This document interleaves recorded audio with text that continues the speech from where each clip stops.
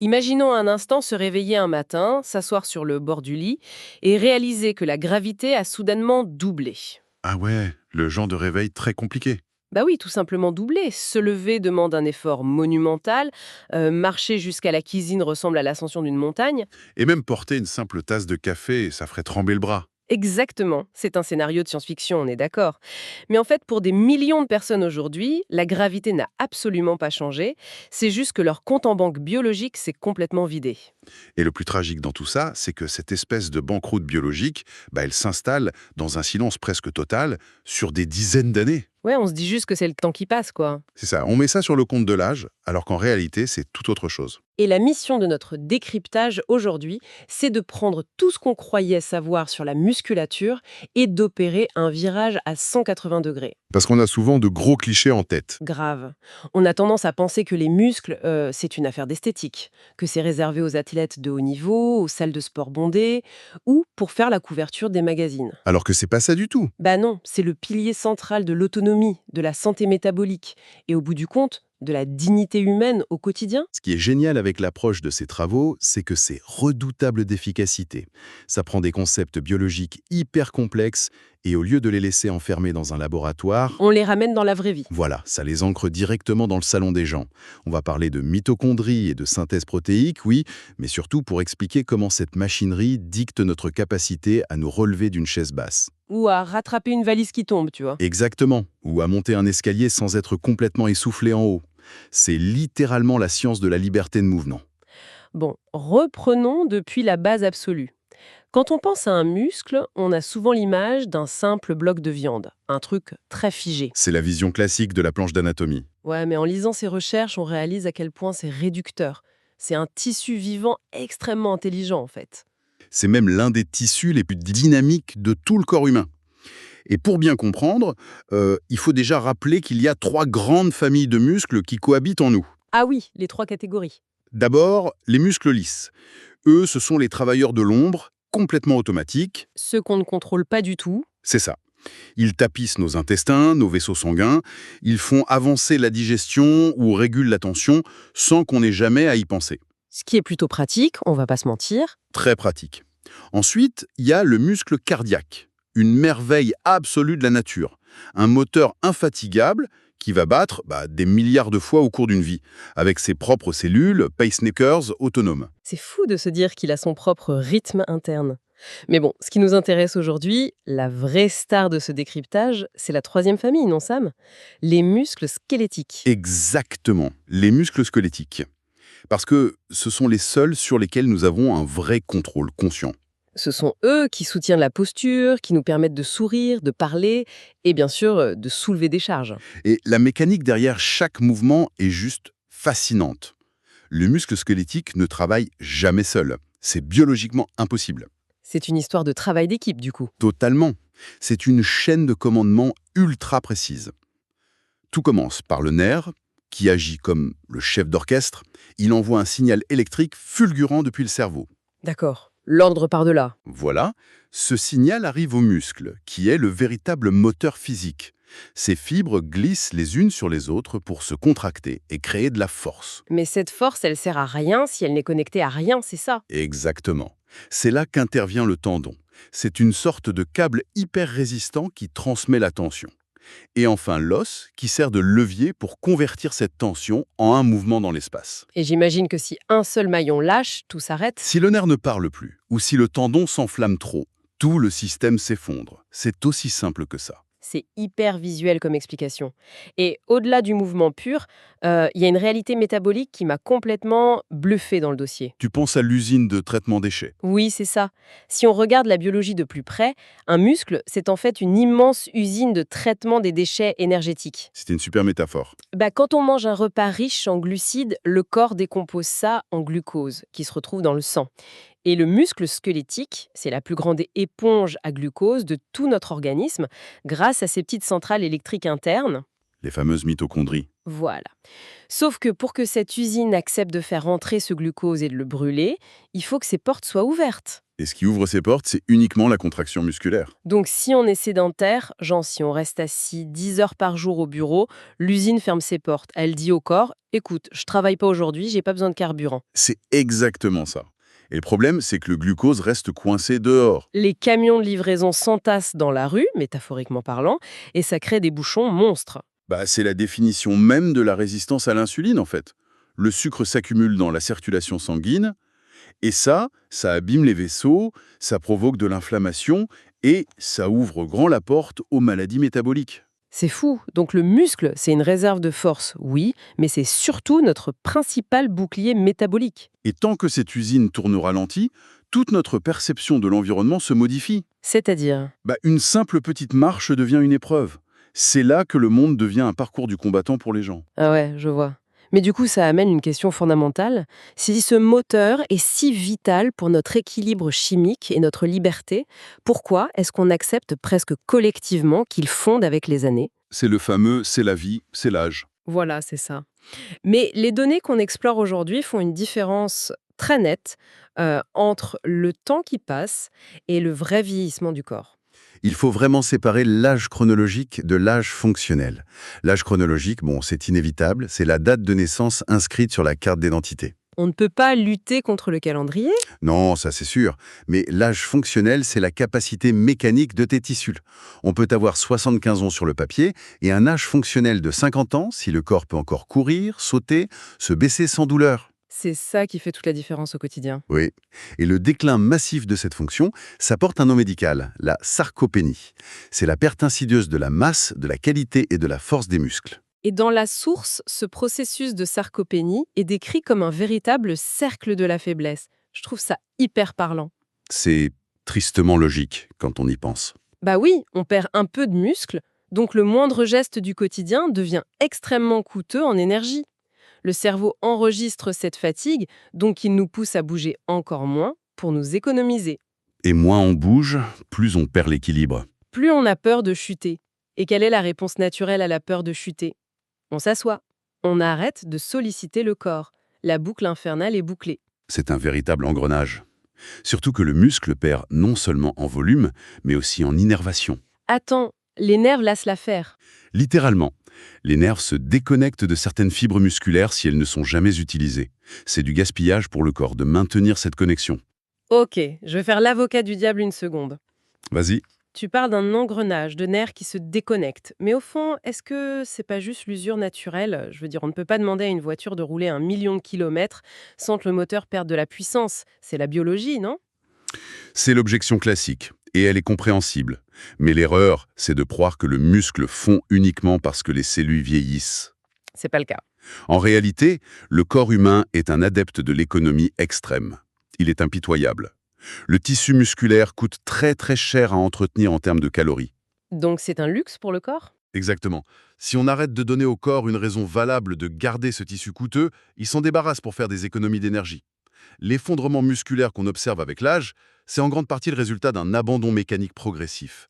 Et ça, sur des décennies. Donc en fait, le corps ne nous sabote pas, il est juste ultra pragmatique. Il est même hyper logique. Cela dit, pour être tout à fait exact, il y a quand même un vrai facteur biologique lié à l'âge qu'il faut admettre. C'est ce qu'on appelle la résistance anabolique. La résistance anabolique. C'est quoi exactement? Ah, avec les années, les cellules musculaires deviennent en quelque sorte un peu dures d'oreille. Dure d'oreille. Genre, elle n'écoute plus les signaux? C'est ça. Elles détectent beaucoup moins bien les protéines qu'on mange et les signaux de mouvement qu'on leur envoie. À 20 ans, un simple murmure, comme faire une marche rapide, ça suffit à déclencher la construction musculaire. Ok. Et plus tard? À 60 ans, il faut crier. Il faut des signaux beaucoup plus intenses pour obtenir la même réponse cellulaire. Ah, je comprends. Ce qui nous amène à la grande question du coup. Comment est-ce qu'on crie de la bonne manière?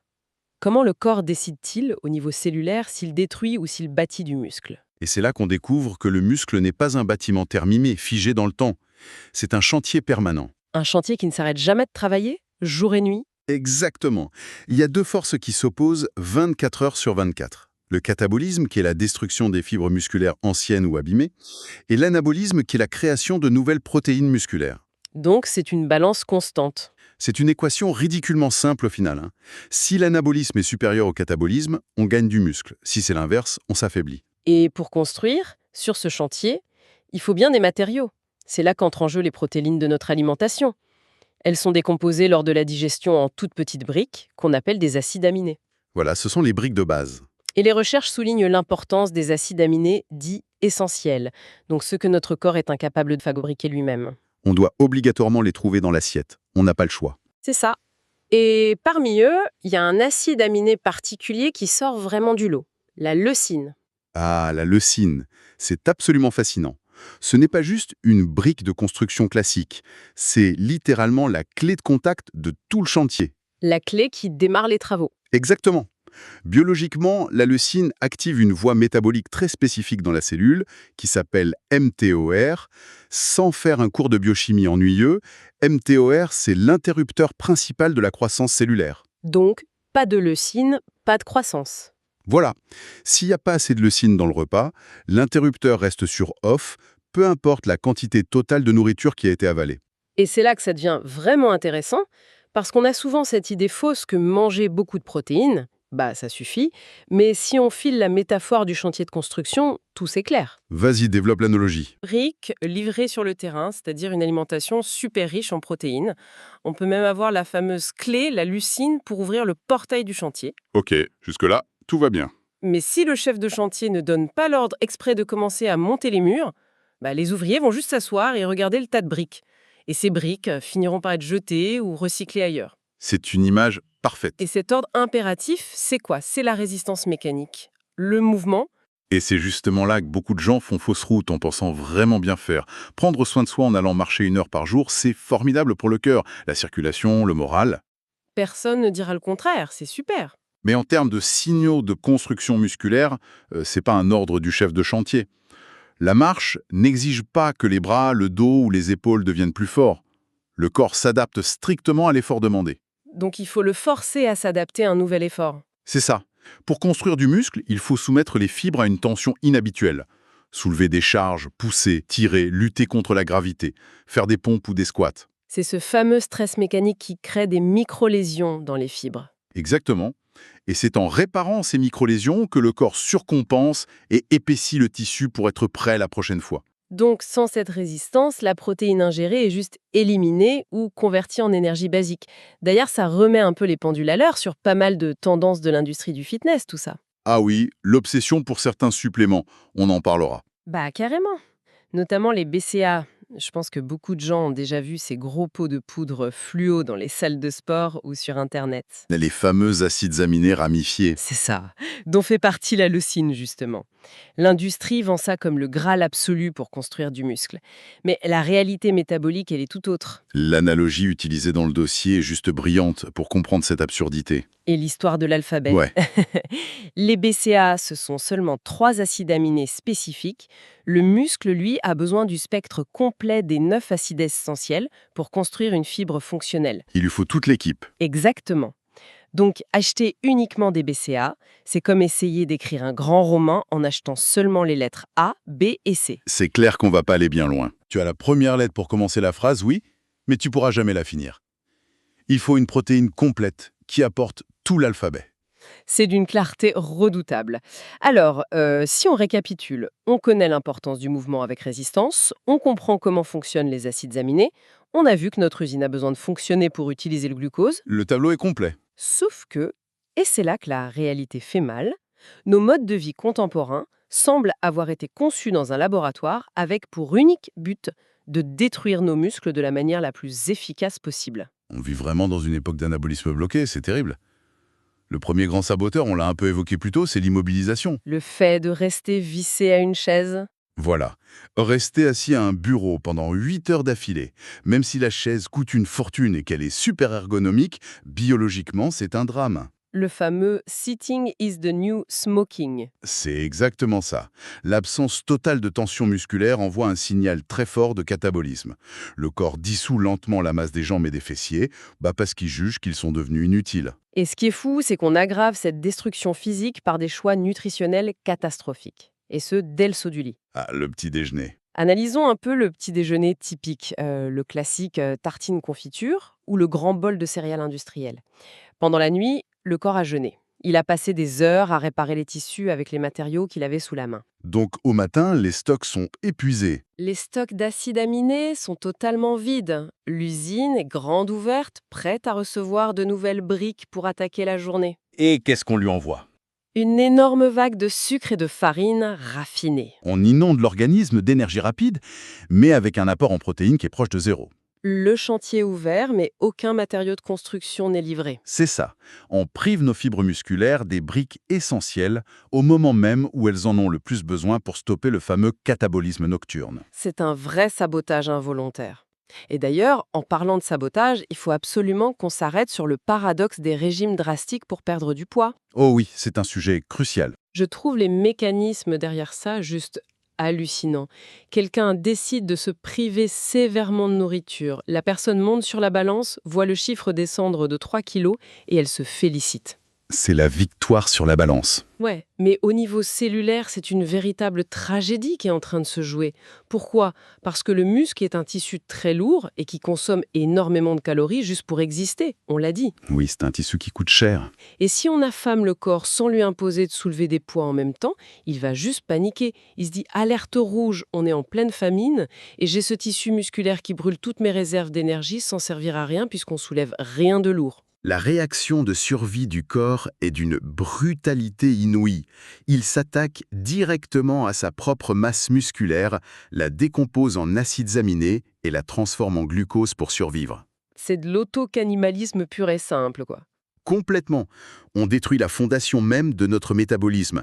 Et le résultat, on perd du poids sur la balance, oui, mais c'est du muscle, de l'eau et de l'os. Et la graisse dans tout ça? Le pourcentage de graisse corporelle, lui, reste souvent proportionnellement très élevé. C'est l'anéantissement total de la silhouette fonctionnelle. Un désastre métabolique caché derrière un petit chiffre sur un écran numérique, mais c'est pas fini.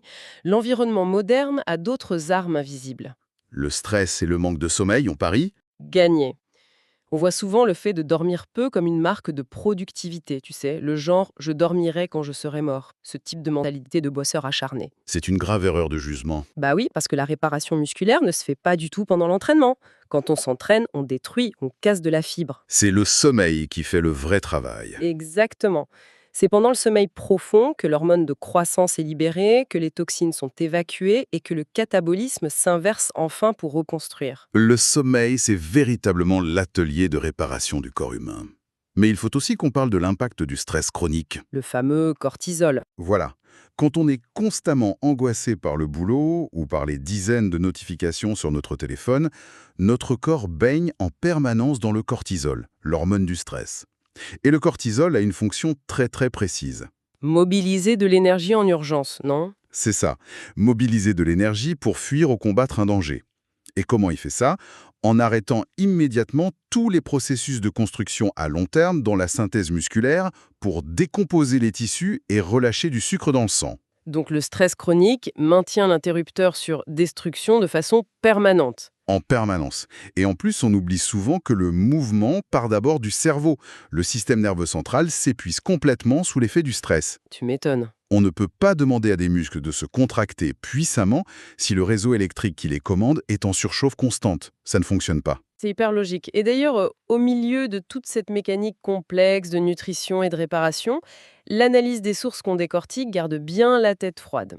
C'est-à-dire, On y trouve par exemple une mention de certains compléments, comme la Forever Plant Protein, qui est une protéine végétale, et c'est abordé avec beaucoup d'impartialité. oui, le rapport est très neutre là-dessus. C'est posé non pas comme une potion magique qui va tout régler, mais simplement comme un outil pragmatique, un moyen rapide de fournir la fameuse leucine et les acides aminés essentiels quand on n'a vraiment pas le temps de cuisiner le matin. Pour éviter le petit déjeuner catastrophique riche en sucre dont on parlait. Exactement, juste un outil pratique. C'est hyper important de le souligner. La science est formelle à ce sujet. Les compléments ne sont que des briques d'appoint. Aucune poudre au monde, qu'elle soit végétale, animale ou même martienne, ne remplacera l'effet biologique de base. Les piliers fondamentaux. Voilà. Une vraie nuit de sommeil, une hydratation optimale, des vrais aliments entiers et la contrainte mécanique soulevée 2 à 3 fois par semaine. Il n'y a pas de raccourci en fait. Aucun. Si on est sous l'emprise du stress chronique et qu'on reste assis 12 heures par jour, rajouter un supplément de protéines, ça ne fera que produire des déchets métaboliques supplémentaires que les reins devront gérer. Le contexte global fait tout. Alors, qu'est-ce qu'on retient de tout ça au final? Si on prend un peu de recul sur cette incroyable machinerie humaine, on réalise que préserver ses muscles, c'est pas du tout une quête de vanité. Non, ça n'a rien à voir avec l'ego. C'est pas pour remplir un t-shirt ou correspondre à des standards de beauté éphémères sur les réseaux sociaux. C'est une véritable stratégie de liberté inconditionnelle. C'est une assurance vie fonctionnelle. C'est exactement ça. C'est faire un dépôt sur son compte en banque biologique aujourd'hui pour s'assurer que dans 20, 30 ou 40 ans, on pourra toujours porter ses courses, voyager de manière autonome, se lever tout seul après une chute. Et garder une dignité physique totale face au temps qui passe. Absolument. Et tu sais, si on suit cette logique scientifique jusqu'au bout, on atterrit sur une réflexion finale qui est juste vertigineuse dans ce dossier et qui dépasse presque le cadre de la stricte biologie. La fameuse réflexion sur notre société moderne. Ouais. Nos muscles, on l'a vu en long, en large et en travers, ils fonctionnent selon le principe brut de l'usage ou la perte. Use it or lose it. Voilà. Ils ne s'adaptent et ne survivent qu'aux contraintes strictes que notre environnement leur impose au quotidien. Or, regardez un peu la direction que prend notre société aujourd'hui. L'automatisation à tous les étages. Précisément, tout est pensé pour éradiquer le moindre effort physique. On a des trottinettes électriques partout pour éviter de marcher, des livreurs qui amènent la nourriture directement jusqu'au canapé. Des algorithmes qui pensent à notre place, des valises à roulettes avec des moteurs intégrés. C'est fou.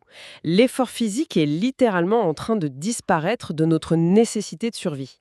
Et la question que l'étude soulève, elle est vraiment troublante. Elle fait froid dans le dos même. Notre quête absolue et irrépressible du confort technologique, est-ce qu'elle ne serait pas, paradoxalement, en train de programmer sur le plan biologique et cellulaire notre propre perte d'indépendance corporelle? C'est une immense question.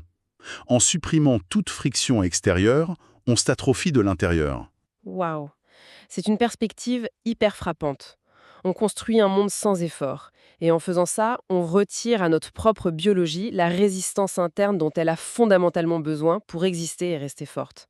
Et c'est peut-être la meilleure raison de retourner volontairement chercher cette résistance. De soulever, de pousser, de bouger, de porter des choses lourdes. C'est ça, reprendre le contrôle. Eh bien écoute, c'est sur cette question puissante qu'on va laisser les gens méditer aujourd'hui. Ne laissez pas votre usine fermer ses portes. Continuez de donner des ordres à votre chef de chantier et construisez votre compte en banque biologique. Portez-vous bien et surtout, bougez bien. Merci d'avoir suivi cette analyse et on se retrouve très vite pour une nouvelle exploration en profondeur.